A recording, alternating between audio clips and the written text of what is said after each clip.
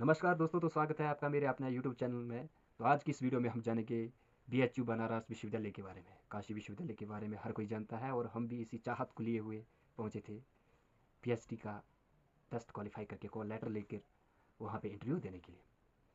पर जब हम वहाँ पहुँचे तो हमारे साथ क्या क्या घटित हुआ और कैसी उम्मीदें लेकर हम गए थे वहाँ पे, और हमारी उम्मीदों पे किस तरह से पानी फिरा है या हमारी भावनाओं के साथ किस तरह से क्या हुआ है, वो हम आपको दास्तां बताएंगे। इस बार जो एनटी ने पीएचडी का भी करवाया था, जैसे कि आप सब लोग जानते हैं, उसी में मुझे भी कॉल लेटर आया था। और मैं हिमाचल प्रदेश का छात्र हूँ इसलिए, और गांव से रहने वाला हूँ, तो भारत की नंबर वन जो यूनिवर्सिटी वहाँ से कॉल लेटर आना मेरे लिए, मेरे मतलब ज़मीन आसमान का फ़र्क मुझे दिख रहा था कि मतलब मैं इतना छोटा, पर फिर भी अगर मैंने ये सब तय किया था तो मुझे लगा कि क्यों ना मैं और मेहनत करूँ और वहाँ पे अपना स्थान प्राप्त कर सकूँ। और ज़्यादा मुझे उत्साह चढ़ा और मैंने खूब तैयारी भी की अपनी तरफ से जितना मैं कर पाया। और फिर मीलों का सफ़र तय कर जब मैं काशी विश्वविद्यालय में पहुंचा, तब वहाँ पे देखा तो बहुत भीड़ थी। जितना मैंने उस विश्वविद्यालय के बारे में सुना था, उससे ज़्यादा मैं भावनाएं रास्ते में मतलब और जोड़े जा रहा था। जब हम वहाँ पहुँचे बाई ट्रेन के द्वारा, पता नहीं किस तरह से पहुँचे, वो तो अलग बात है। पर वो स्टोरी तो आपके साथ फिर कभी अगर मौका मिला तो शेयर करेंगे किस किस तरह से गई। पर हाँ, जब हम विश्वविद्यालय में पहुँचे तो एक दिन हम पहले पहुँच गए वहाँ पे। 6 को मेरा इंटरव्यू था। जैसे कि आप चेक भी कर सकते हैं कि इस बार का जो 2024 लगा हुआ है, ठीक है, तो इस बार 2024 में मतलब 6 को मेरा जो इंटरव्यू था वहाँ पे बुलाया गया था। और करीबन 39 40 41 के आसपास सीटें थी। 20 20 डिवाइड हो जाए, क्योंकि ये आर ई टी रेट और रेट एग्जामटेड के हिसाब से लेते हैं बीएचयू में। और मैं आर ई टी मतलब नेट के द्वारा वहाँ पे मेरे को बुलाया गया था। नेशनल टेस्टिंग एजेंसी द्वारा जो पीएचडी का लिया गया था उसके द्वारा मुझे बुलाया गया था। और जब वहाँ पहुँचे तो मैं वहाँ एक दिन पहले पहुँच गया और वहाँ का वातावरण देखा। वहाँ का जो बीएचयू कैंपस है वो तो खूबसूरत है। पर जब हम अपने हिंदी डिपार्टमेंट को देखने गए तो देखा कि वहाँ पे तो मोरनी नाच रहे हैं, तब तो मुझे और ज़्यादा खुशी हुई।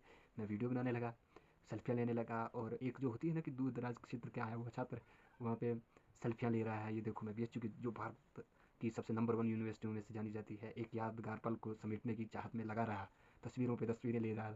आपको आगे की स्टोरी भी बताएंगे, आप धैर्य रखें और इस स्टोरी को भी सुन लें तो और अच्छा हो जाएगा और आपको मतलब बोरिंग नहीं लगेगा, ठीक है। लेता रहा। अगले दिन जब हम पहुँचे तो वहाँ पे धीरे धीरे भीड़ शुरू होने लग पड़ी। देखा तो हर कोई नया अपरिचित चेहरे थे।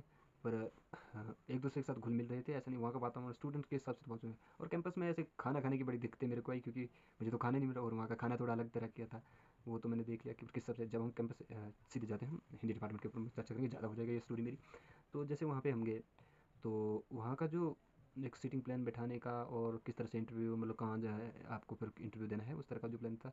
आपसे फॉर्म, आपके सिग्नेचर सब कुछ करवाए जा रहे थे। पर जिस तरह से मैंने सुना था उस यूनिवर्सिटी की, तो उसकी एक अलग पहचान मेरे सामने झलकनी चाहिए थी, और मुझे कहीं ना कहीं वो नहीं दिखी वहाँ का व्यवस्था क्रम जो भी है जैसा भी है। और जितना उस विश्वविद्यालय परिसर के बारे में मैंने सुना था, वहाँ से निकले हुए उन महान लेखकों, इतिहासकारों के बारे में जाना था, उसके ऊपर चर्चा, तो उतना मुझे नहीं कर पाया प्रभावित। और जब इंटरव्यू की बारी आई तो जब मैं अपनी खुद के अगर पर्सनल इंटरव्यू के बारे में बताऊं, तो जब मैं वहाँ अंदर गया तो मुझे ऐसा लगा कि मेरा इंटरव्यू किसी शोर शराबे में हो रहा है, क्योंकि 4 5 मतलब टीचर जो प्रोफेसर हैं वो बैठे हुए थे। एक आधे मैम थे और बाकी पुरुष ही थे।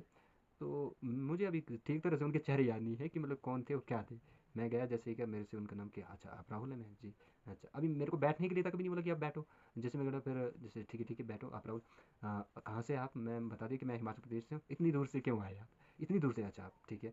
तब मेरे से दूसरे सर ने कहा कि आपकी भाषा से ही लग रहा है कि आप ऊपर से लाइट भी आ गई देखो। जैसे हमारे यहाँ तो कहा जाता है कि बिजली जब आए तो आप सच बता रहे हैं, देखो आपके साथ महाकाली भी है, ठीक है।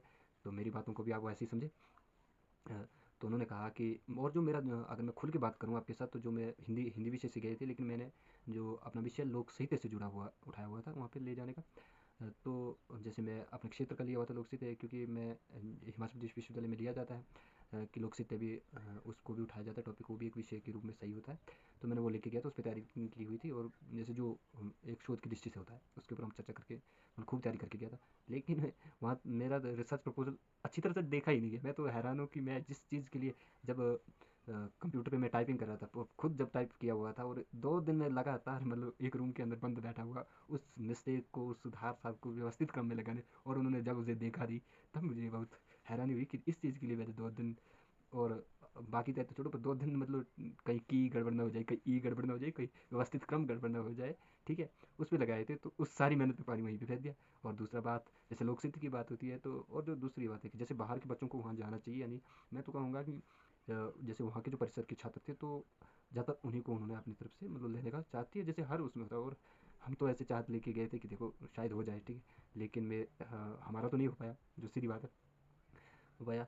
वो पता नहीं किस हिसाब से उन्होंने किया है, पर नंबर मतलब ए प्लस करके, जैसे 10th में ए प्लस है तो उसके भी 2 नंबर या 5 नंबर उस हिसाब से उन्होंने किया था, उसके नंबर वो सही दे रहे। बाकी इंटरव्यू के मतलब मुझे 1-2 मिनट रखा गया, वो भी ऐसे सवाल मतलब मेरे विषय से लेकर पूछा गया कि मतलब हाँ, तो आपको ये, जैसे मेरे लोक साहित्य का था, तो लोक साहित्य से पूछा उन्होंने कि वहाँ के कोई प्रचलित लोकगीत बताए। तो मैं जैसे कि हिमाचल प्रदेश चंबा जिला का निवासी हूँ, तो मैंने वहाँ का सबसे प्रसिद्ध, जैसे लोक साहित्य आपने भी पढ़ा होगा, तो उसमें है कुंजू चंचलो का गाना है, कपड़े धुआं तो छम छम रुआं कुंजुआ, बिच टूटा बटन निशानी हो, उसके ऊपर बताया। फिर वो आगे भी बताया कि वो कहता है कि राती वो बाराती मत ना कुंजुआ, बैरियाँ भरियाँ बंदूक का। तो बस इतना से ही बताया, तो उन्होंने कहा कि ठीक है आपका बहुत अच्छे, आप जा सकते हैं। मैं हैरान हो गया कि मेरा इंटरव्यू हुआ या नहीं हुआ, मैं मतलब ठीक है। और जो दूसरी बात थी कि वहाँ पे कहीं ना कहीं अप्रोच लगती है, और वहाँ के छात्रों से ही मुझे सुनने में आया है। बाकी अगर आप बाहर से जा रहे हैं उस परिसर के लिए, उस विश्वविद्यालय के लिए, तो आप सोच समझ कर ही जाएँ, मेरा जो खुद का अनुभव है, मैं तो यह सब उस महान विश्वविद्यालय जिसको हम एक सपना मानते हैं वहाँ जाने के लिए, वहाँ भी इतना वो सब सिस्टम है, तो फिर हम कहाँ उसे उतना सम्मान देते हैं यार। वहाँ के जो प्रसिद्ध इतिहासकार है, जिस छवि को लेकर हम जाना वहाँ से पढ़ना चाहते थे, वह फिर मेरे सामने धुंधली पड़ने लगी। और जहाँ तक था, तो मैंने उस विश्वविद्यालय के बारे में बता दिया कि आपको बाहर से हैं तो कुछ सोच समझ कर ही जाएँ। बाकी हाँ, ऐसे घूमने जाएँ तो उसमें भी परिसर थोड़ा अच्छा है, और तो क्या बोल सकते हैं। उसमें जाएँगे हिंदी विभाग, तो पेड़ों की आड़ में, आप जब गूगल पे सर्च करें दिख जाएगा आपको, हिंदी भवन के नाम से जाना जाता है। वहाँ पे मैं तो जाके अपना निशानी, छात्र रूप की निशानी, वहाँ पे जो बेंच होते हैं वहाँ पे नाम करना, अपना नोट, एक उत्साह की जैसे सेल्फियाँ लेते हुए आया हूँ कि चलिए, एक दौर था कि इस दौर में हम भी वहाँ जाए थे, अब हम वैसी गलतियाँ फिर नहीं करेंगे, चाहे वो जिस तरह की है। पर वहाँ के अध्यापकों या प्रोफेसरों के ज्ञान की हम ऊपर कोई टिप्पणी नहीं करेंगे, लेकिन हाँ, जैसे मुझे बोला, वहाँ के अनुभवी ही हो गए, लेकिन कहीं ना कहीं वो अपने बच्चों को वहाँ पे स्थान देना चाहते हैं, बाहर के बच्चों को उतना नहीं दें। क्योंकि मुझे जिस तरह से, मेरे साथ जिस तरह का हुआ, मैं वही आपको बता रहा हूँ। उम्मीद करता हूँ कि ये वीडियो आपको एक अच्छा मार्ग दिखाएगी, दिशा निर्देश देगी। अगर आपकी हम कुछ भी सहायता कर पाए तो हमें बहुत खुशी होगी, प्रसन्नता होगी, और आप भी हम पे प्रसन्न रहा करें, और इस चैनल के साथ जुड़ें और बाकियों को भी जोड़ें। और इस जो चैनल की मैंने शुरुआत की, अभी बहुत छोटे कम लोग जुड़े हुए हैं, तो आप उसकी बढ़ोतरी करवाएं, बस यही चाहते हैं। फिर मिलेंगे एक नई वीडियो के साथ, तब तक के लिए धन्यवाद।